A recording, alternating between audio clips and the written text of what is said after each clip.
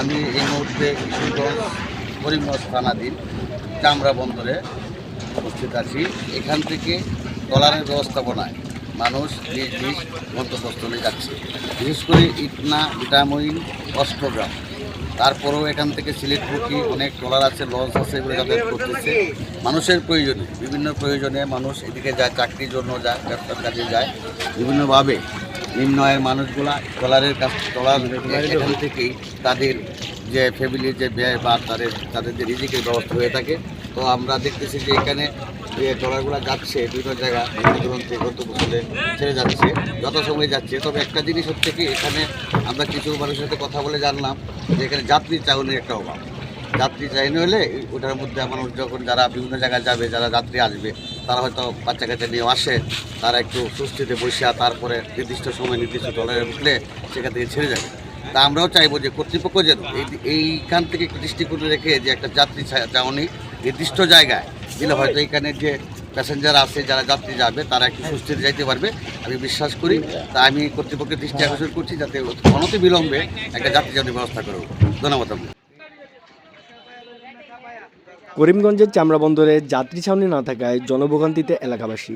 বিস্তারিত জানাচ্ছিলেন মোহাম্মদ মাহবুবুল আলম, নিজস্ব প্রতিবেদক, কিশোরগঞ্জ থেকে। কিশোরগঞ্জের করিমগঞ্জ উপজেলার চামড়া বন্দরে যাত্রী ছাউনি না থাকায় চরম দুর্ভোগ পোহাচ্ছেন যাত্রীরা। প্রতিদিন এ বন্দর থেকে ইটনা, মিঠামইন, অষ্টগ্রাম ও সিলেটসহ বিভিন্ন গন্তব্যে ট্রলার চলাচল করে। যাত্রীদের অভিযোগ, বন্দরে বসার কিংবা অপেক্ষা করার নির্দিষ্ট কোনো ব্যবস্থা না থাকায় রোদ বৃষ্টি উপেক্ষা করে তাদের অপেক্ষা করতে হয়। বিশেষ করে নারী, শিশু ও বয়স্ক যাত্রীদের ভোগান্তি বেশি। যাত্রীদের স্বাচ্ছন্দ্য ও নিরাপত্তার কথা বিবেচনা করে চামড়া বন্দরে দ্রুত একটি আধুনিক যাত্রী ছাউনি নির্মাণের জন্য সরকারের সংশ্লিষ্ট কর্তৃপক্ষের কাছে দাবি জানিয়েছেন স্থানীয়রা।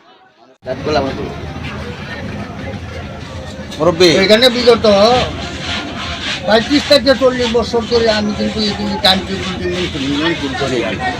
মালিকেরা চাকরি করি আমরা। কিসের দায়িত্বে আপনার? এই দায়িত্বই আমরা। সুপারভাইজার। আপনার দৃষ্টিতে কি এখানে একটা যাত্রী চাউনি দরকার আছে না? অবশ্যই দরকার আছে। যাত্রী চাউনি ছিল তো, এটা অনেক কিছু হয়ে গেছে মানুষ। এই ঘাটের কি আপনি কিসের দায়িত্ব? সুপারভাইজার, ইটনা যশোর লাইনের সুপারভাইজার। ও আচ্ছা আচ্ছা। এখান থেকে কি মানে শুরু কখন থেকে যে ট্রলারগুলো ছেড়ে যায়, ওইটা কখন থেকে শুরু হয়? আপনার প্রায় 8টা-10-এ ছেড়ে যায় সকাল। আর সন্ধ্যায় কয়টা লাস্ট? আপনার লাস্ট টিপস আমরা 5:30টায়। আচ্ছা, এর মধ্যে তো বিভিন্ন গন্তব্যস্থলে মানুষ যাতায়াত করতো, তাই না? তো সেই ক্ষেত্রে একটা বিষয় হচ্ছে যে আমরা দেখতেছি যে যাত্রী চাউনির খুবই প্রয়োজন।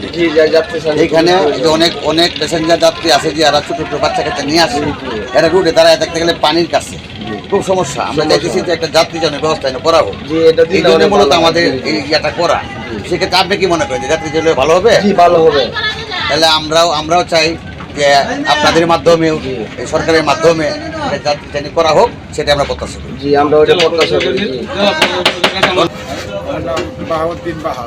আপনি এই গার্ডের কোনো দায়িত্বে আছেন? দায়িত্বে আছেন না? তো আপনাদের এখানে তো দেখতেছি যে বিভিন্ন জায়গায় মানুষ যাতায়াত করে, বিশেষ করে সিলেট জেলাতেও মানুষ যাচ্ছে, ওদেরকে আসতেছে, কিংবা কিশোরগঞ্জের ইটনা, মিঠামইন, অষ্টগ্রামের লোকজনের সর্বসময় এখানে যাতায়াত করে। তা আমরা একটা বিষয় লক্ষ্য করছি আপনাদের এখানে আসা, যেখানে যাত্রী চাউনির অভাব। একটা যাত্রী চাউনির কারণে না থাকার কারণে এই যে ট্রলারের যে অভিমুখে যে গন্তব্যস্থলে যাবে যে যাত্রীগুলা, এরা কিন্তু খুব কষ্ট করে। অনেকেই বাচ্চা কাচ্চা নিয়ে আসে, সাথে বাচ্চা ব্যাগ ঠেক থাকে, এগুলো নিয়ে কিন্তু আসলে এই পানির উপরে মানে কোনো ভালো স্পট নাই যে একটু দাঁড়ায়া বৈশা করবে। এই জন্য আমরা চাই যে কর্তৃপক্ষ আসলে ভালো হবে না। তাই আমরা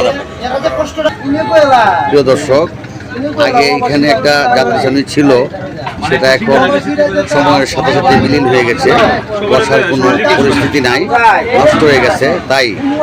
তাই আমরা চাই যে এই এলাকার মানুষের জন্য, যাত্রীদের জন্য একটা যাত্রী চাউনি করে দেওয়া হোক।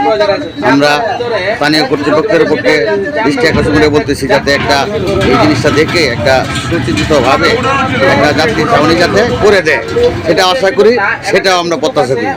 ধন্যবাদ সকালে।